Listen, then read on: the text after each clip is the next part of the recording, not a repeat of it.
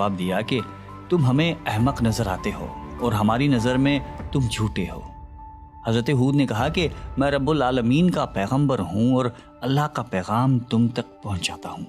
کہنے لگے تم ہمارے پاس اس لیے آئے ہو کہ ہم اپنے ان معبودوں کو چھوڑ دیں جنہیں ہمارے باپ دادا پوجتے تھے اور صرف ایک اللہ کی عبادت کریں؟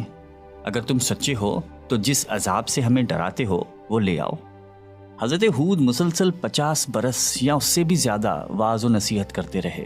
کبھی انہیں اللہ کی عطا کردہ نعمتیں یاد دلاتے تو کبھی عذاب الہی سے ڈراتے، کبھی طوفان نوح کی ہولناکیوں کا ذکر فرماتے، لیکن وہ غرور و تکبر میں اندھے اور بہرے بنے رہے۔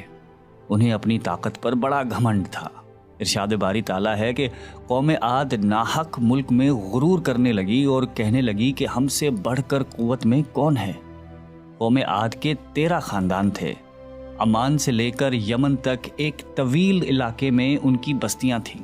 سرسبز و شاداب کھیت و کھلیان، پھلوں پھولوں سے لدے ہوئے باغات، میٹھے پانی کی بل کھاتی نہریں، خوبصورت آبشاریں اور تندرست و توانا قوی، مضبوط اور قداور جسامتیں، انہی سب نعمتوں نے انہیں شدید گھمنڈ میں مبتلا کر رکھا تھا۔ حضرت ہود علیہ السلام نے اپنی قوم کو راہ راست پر لانے کے لیے بڑی جدوجہد کی، لیکن قوم عاد آپ کو جادوگر اور سحر زدہ شخص خیال کرتے تھے کہ جنہیں ان کے پتھر کے باطل خداؤں نے دیوانہ بنا دیا تھا۔ بالآخر وہ لمحہ بھی آ گیا کہ جب حضرت ہود علیہ السلام نے بارگاہ الہی میں دعا فرمائی کہ اے میرے پروردگار، انہوں نے مجھے جھوٹا کہا ہے، اب تو میری مدد کر۔ فرمایا اے نبی، یہ تھوڑے ہی عرصے میں اپنے کیے پر پچھتانے لگیں گے۔ اللہ تعالیٰ نے اپنے نبی کی دعا قبول فرمائی اور قوم عاد پر عذاب کی ابتدا ہوئی۔ بادلوں کے فرشتے کو حکم ملا کہ اب بارش نہ برسائی جائے۔ چشموں کے فرشتوں کو حکم ملا کہ ان کے چشموں اور آبشاروں کو خشک کر دو۔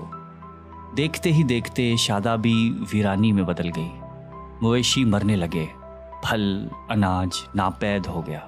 پوری قوم خشک سالی کا شکار ہو کر بدحال و پریشان ہو گئی۔ یہ سلسلہ مسلسل 3 سال چلتا رہا۔ نبی سے قوم کی یہ پریشانی دیکھی نہ جاتی تھی۔ مسلسل واعظ و نصیحت کرتے رہتے اور فرماتے کہ اے میری قوم، اپنے پروردگار سے بخشش مانگو، پھر اس کے آگے توبہ کرو، وہ تم پر آسمان سے مینا برسائے گا اور تمہاری طاقت اور قوت میں اضافہ فرمائے گا۔ کہنے لگے ہود، تم ہمارے پاس کوئی دلیل ظاہر نہیں لائے، ہم صرف تمہارے کہنے سے نہ تو اپنے معبودوں کو چھوڑنے والے ہیں اور نہ تم پر ایمان لانے والے ہیں۔ ہم تو یہ سمجھتے ہیں کہ ہمارے کسی معبود نے تمہیں آسیب زدہ کر کے دیوانہ کر دیا ہے۔ اس زمانے میں یہ دستور تھا کہ قوموں کو جب کوئی مشکل آ گھیرتی تو وہ بیت اللہ شریف جا کر اللہ کے آگے آوازاری کرتے اور ان کی مشکل رفع ہو جاتی۔ یعنی کافر قومیں بھی اس حقیقت کو تسلیم کرتی تھیں کہ اس ارض و سما کے مالک ایک لافانی قوت موجود ہے۔ چنانچہ قوم عاد کے 70 سرکردہ افراد مکہ مکرمہ پہنچے، جہاں معاویہ بن بکر کی حکومت تھی۔ معاویہ کی ماں کا تعلق قوم عاد سے تھا۔ معاویہ نے ان کی خوب آوبھگت کی۔ وہ لوگ 1 ماہ تک وہاں رہے اور بارش کے لیے دعائیں مانگتے رہے۔ دعا کروانے والے سردار کا نام قیل بن عنبر تھا۔ اللہ تعالیٰ نے ان پر 3 رنگوں کے بادل بھیج دیے، سفید، سرخ اور سیاہ۔ پھر آسمان سے ندا آئی کہ ان میں سے ایک کو منتخب کر لو۔ قیل نے سیاہ بادل کو پسند کر لیا کیونکہ وہ خوب بارش برسانے والا تھا۔ پھر ندا آئی کہ تو نے ہلاکت اور تباہی کو پسند کر لیا ہے۔ چنانچہ اللہ تعالیٰ نے سیاہ بادلوں کو قوم عاد کی جانب ہانک دیا، جسے دیکھ کر پوری قوم خوشی کے شادیانے بجانے لگے۔ ارشاد باری تعالیٰ ہے کہ جب انہوں نے اس عذاب کو دیکھا جو بادل کی صورت میں ان کے میدانوں کی طرف آ رہا تھا تو کہنے لگے یہ تو بادل ہے جو ہم پر برس کر رہے گا۔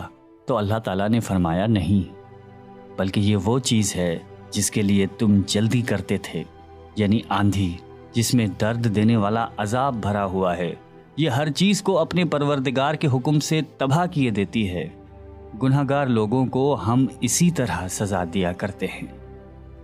اللہ تعالیٰ نے یہ عذاب 7 رات اور 8 دنوں تک مسلسل جاری رکھا۔ उस आंधी ने किसी जानदार को जिंदा नहीं छोड़ा। गारों, पहाड़ों, घरों, महलात और किलों के अंदर सबको फना कर डाला।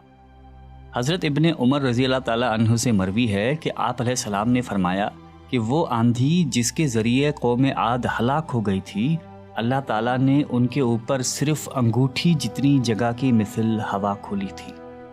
अल्लाह ताला ने उस खौफनाक आंधी से हज़रत हूद अलैहिस्सलाम और उनके साथियों को महफूज रखा। एक मरतबा हज़रत आयशा सिद्दीक़ा रज़ी अल्लाह ताला अन्हा ने आप अलैहिस्सलाम से दरियाफ़्त किया कि या रसूल अल्लाह, लोग तो बादल देखकर खुश होते हैं कि अब बारिश होगी, लेकिन आपके चेहरे मुबारक पर तशवीश के आसार नज़र आते हैं। आप अलैहिस्सलाम ने फरमाया कि आयशा, इस बात की क्या ज़मानत है कि इस बादल में अजाब नहीं होगा, जबकि कौम आद हवा के अजाब से हलाक कर दी गई थी।